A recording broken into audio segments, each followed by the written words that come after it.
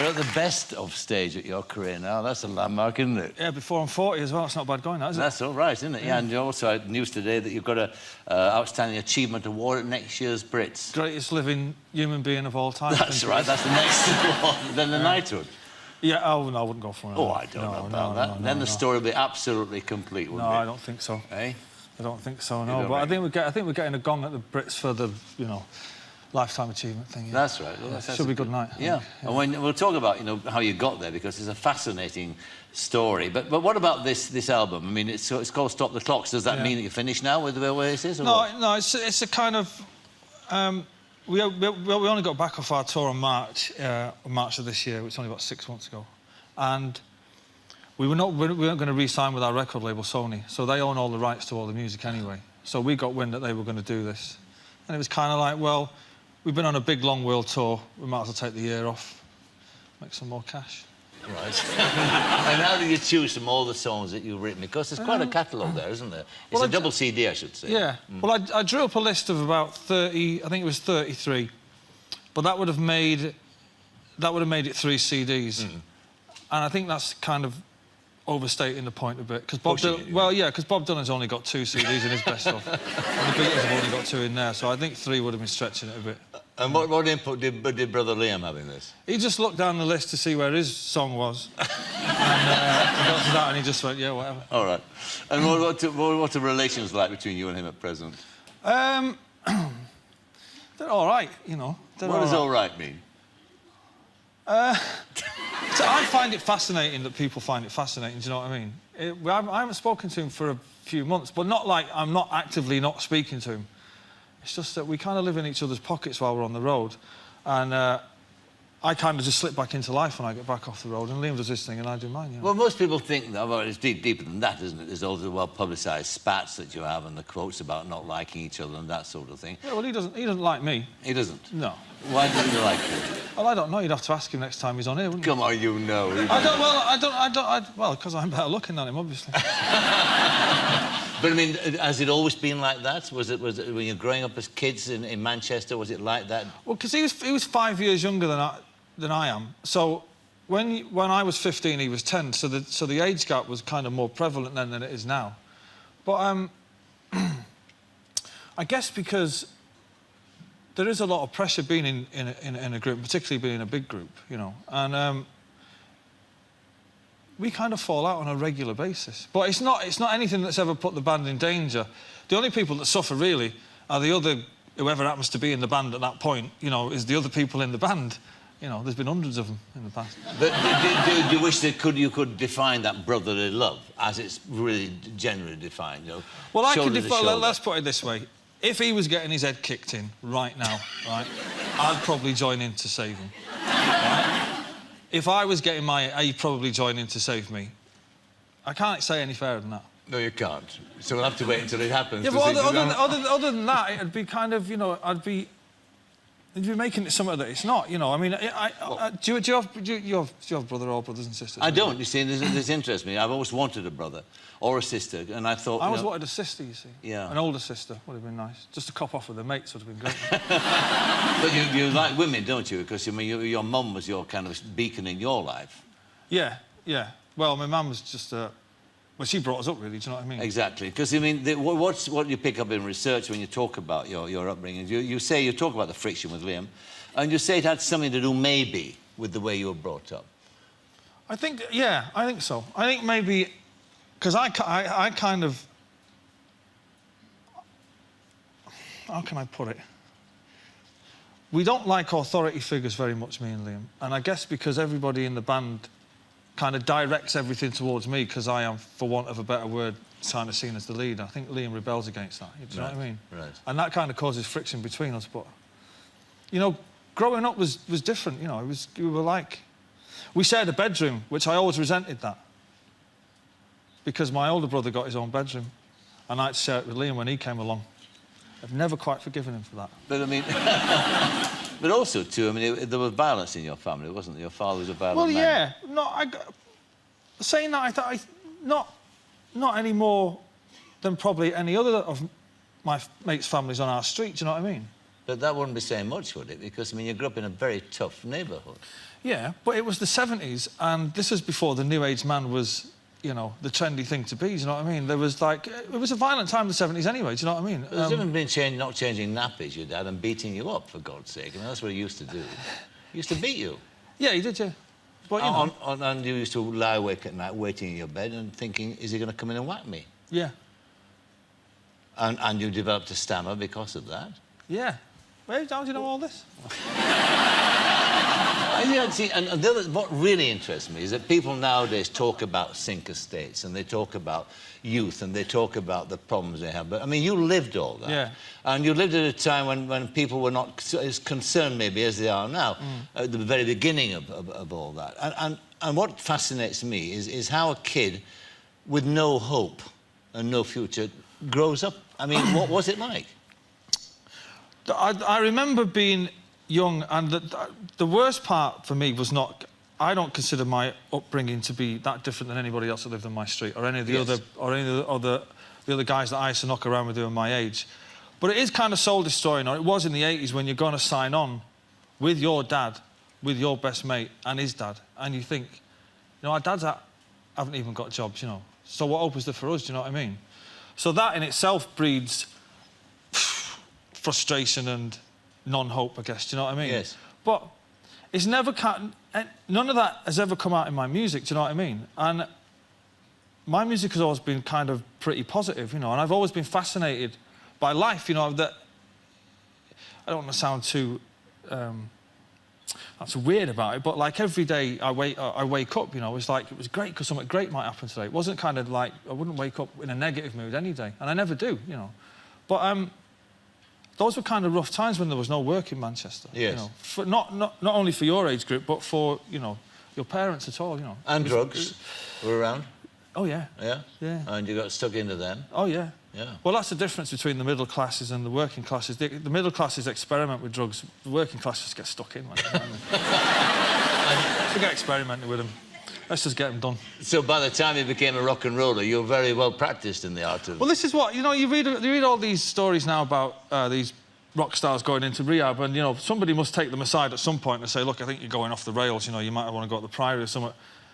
We were off the rails to start with. We were off the rails before we got a record deal. Before temptation came your way. I mean, we kind of arrived in London hammered, just out of it. Just like, come on, let's have it, do you know what I mean? And so it's never been a problem for...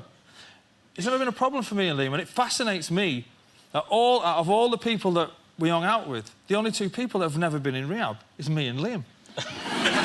Ever. And why have you resisted that? I mean, well, I kind of... I mean, we are clean now, we used to say that. Yeah, well, I don't like that term either, because I'd never considered myself to be dirty. Do you know what I mean? Well, you're free of drugs? Yeah. Yeah. You're not having, what, 8 years now, is it? 8.5. 8.5 years. But you know, when you kind of say that to people, and you kind of half expect a round of applause, but I don't think that, you know, there should be anything like that, because where we come from in Manchester, that was just the done thing, do you know what I mean? And I've never had a problem with it. The only thing that is bad about drugs is it makes you drink more, and that eventually messes you up, I think.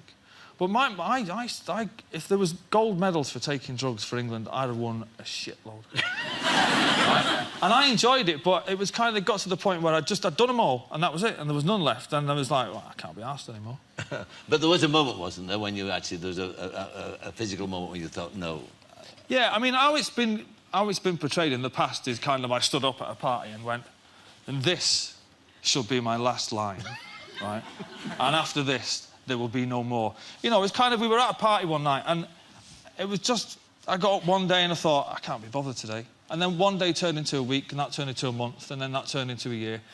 And then I kind of just enjoyed not being out of it all the time. And then as that kind of state of mind took hold, I'd kind of go out with the people who I was surrounded with at the time, and you're sitting there thinking, I don't even like you. Your bird's an idiot, you know. What are you doing in my front room? And in the end, it's kind of... Everybody just kind of left the party, if you like, and was just left to get on with life, I guess. Is it a struggle, though? I mean, do you have to reorganise your life, not to go to the old haunts and meet those old people again? It isn't. Not really. I mean, there's no temptation there. You've got to be strong-willed anyway, right, to say...